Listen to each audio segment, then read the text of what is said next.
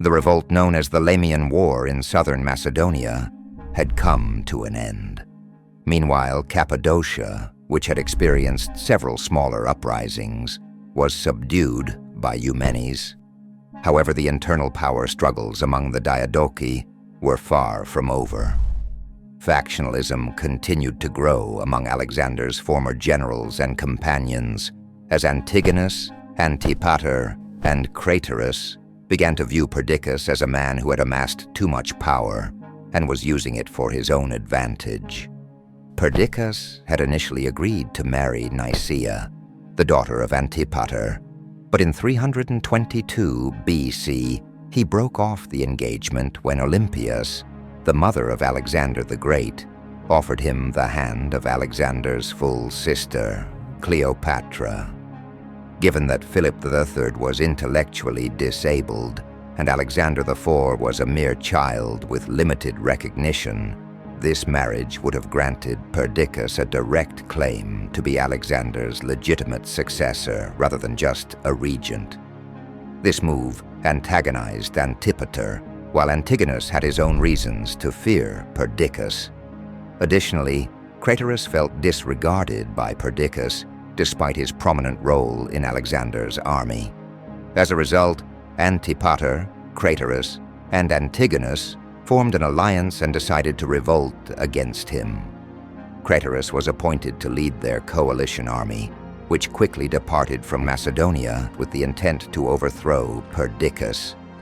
Perdiccas responded by dispatching Eumenes and Neoptolemus with an army to the Hellespont, aiming to prevent Craterus from crossing into Asia. However, before the armies could engage, Neoptolemus, envious of Eumenes, defected with a few hundred cavalry and joined forces with Craterus. After successfully crossing the Hellespont, the two armies finally met in battle. Eumenes commanded an army that included local troops under the Persian satrap Pharnabazos III, alongside a certain Phoenix of Tenedos. His total force numbered approximately 20,000 troops, while Craterus and Neoptolemus commanded a similarly sized army of around 20,000. While the inclusion of Persian troops bolstered Eumenes' army, he was aware that many of his Macedonian soldiers held deep respect for Craterus, who was widely regarded as a skilled tactician. Craterus had played a key role on the left flank at the Battle of Issus, participated in Alexander's campaigns across Asia, and commanded the rear at the Battle of the Hydaspes. Although his actions in the Lamian War were not widely known among the eastern troops, his reputation as an exceptional general was undisputed.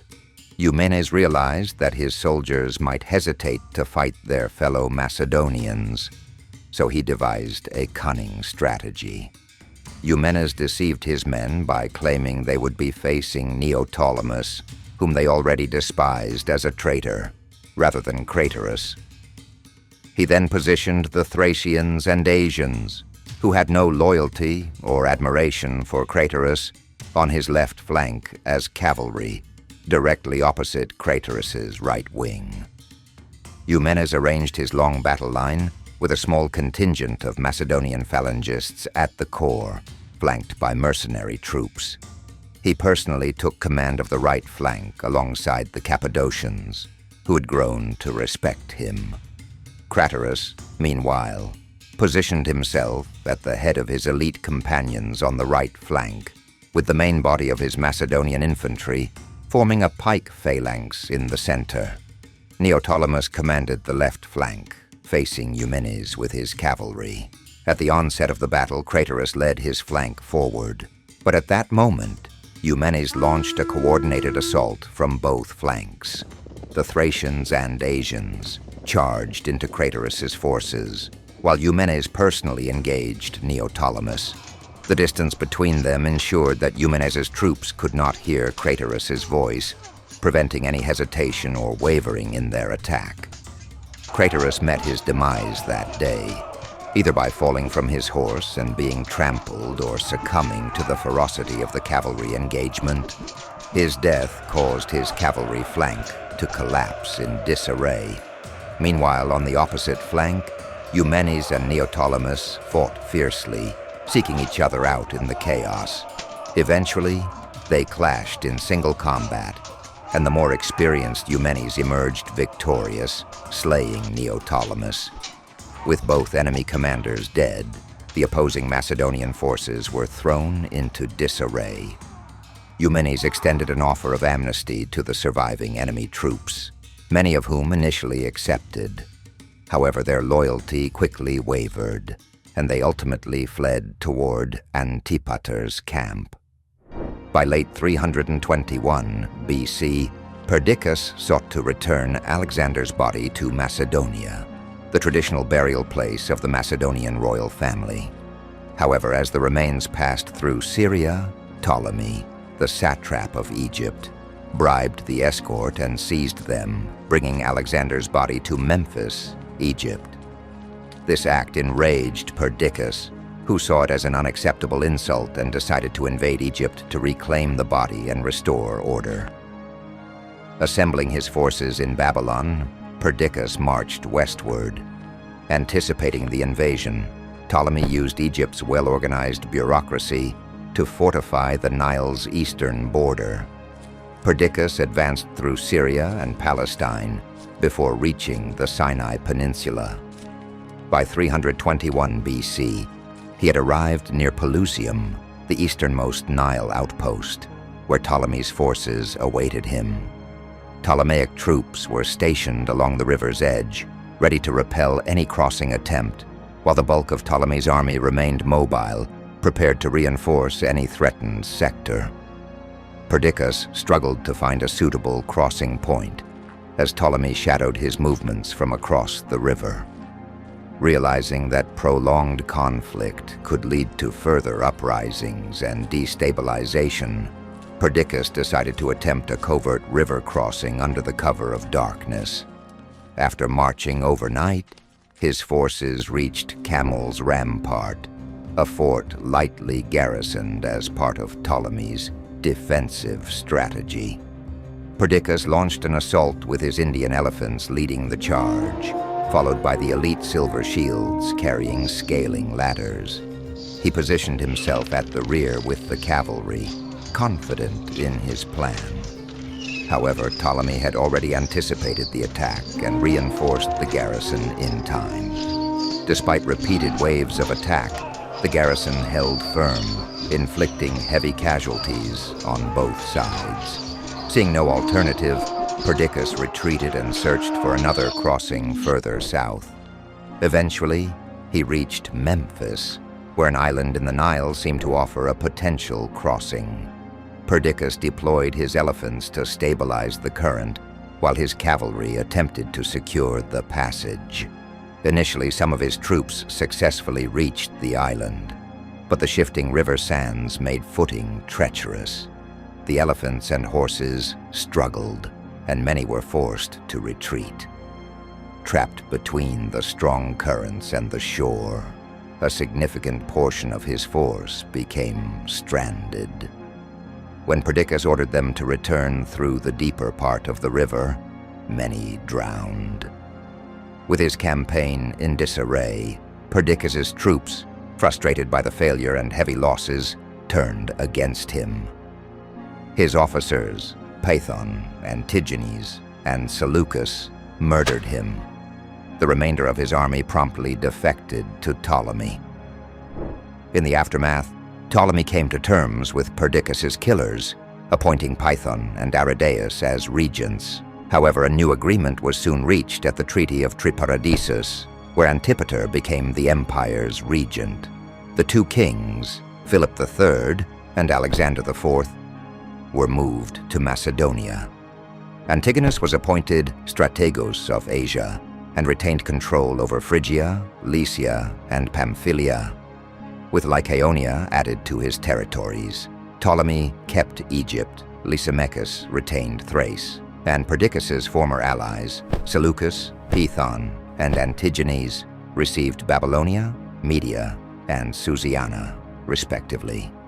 Despite Perdiccas' death, his cause was not entirely extinguished. Eumenes remained a formidable force.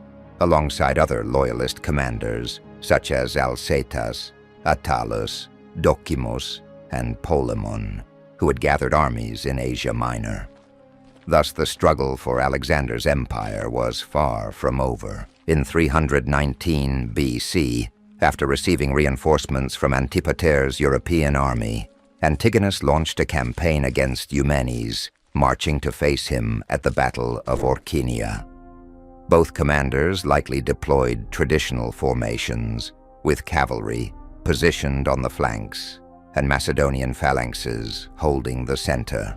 However, Antigonus cleverly extended his phalanx by halving its depth, creating the illusion of a significantly larger force. This tactical deception misled Eumenes into believing that Antigonus had received even more reinforcements. As the armies prepared for battle, Eumenes suffered yet another setback. Apollonides, one of his cavalry commanders, defected to Antigonus, further weakening his position. When the battle commenced, the Antigonid forces overwhelmed the Eumenidean army, inflicting devastating losses. Eumenes and his remaining troops narrowly escaped and retreated eastward to the fortress of Nora. Along the way, Antigonus pursued him relentlessly, but Eumenes managed to evade further engagements. Eventually, he reached the safety of Nora, where he took refuge behind its well-fortified walls. Antigonus maintained a close watch over the stronghold, but the fortress was well-stocked and nearly impenetrable. Unable to breach its defenses, he left a subordinate in charge of the siege and redirected the bulk of his army to confront the remnants of Perdiccas' faction, who had entrenched themselves near the town of Cretopolis. Alcetas, along with his allies, Attalus, Docimos, and Polemon, had been gathering their forces in an attempt to establish a foothold in Anatolia.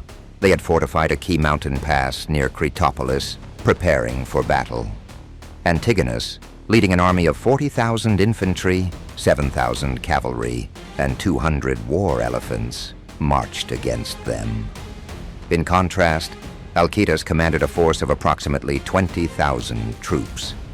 According to Diadochi, Antigonus's army traversed most of Anatolia in just 7 days, an extraordinary feat of endurance and discipline. Their rapid advance completely took the enemy by surprise. The first sign of their arrival was the blaring of elephant trumpets, which sent a wave of panic through Alcetas's ranks as they realized the battle was already lost. Seizing the high ground, Antigonus positioned his forces strategically.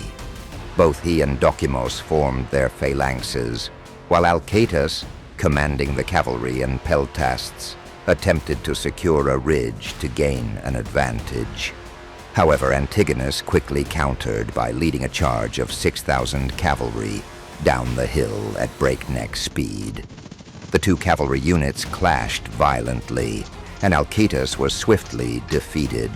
He ordered a retreat, but his forces sustained heavy losses as they fell back toward the phalanx.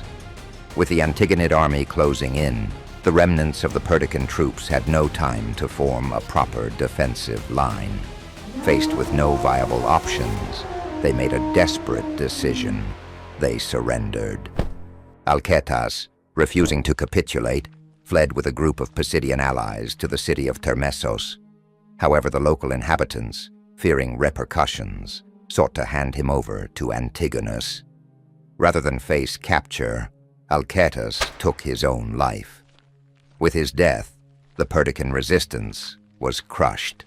Meanwhile, Eumenes remained besieged in Nora, trapped but determined to survive. Despite being vastly outnumbered, he maintained high morale among his men by enforcing a strict training regimen, even setting up makeshift gyms to keep his troops in peak condition. Antigonus, despite his military strength, struggled to breach the fortress. The siege dragged on for over a year, during which both sides engaged in negotiations.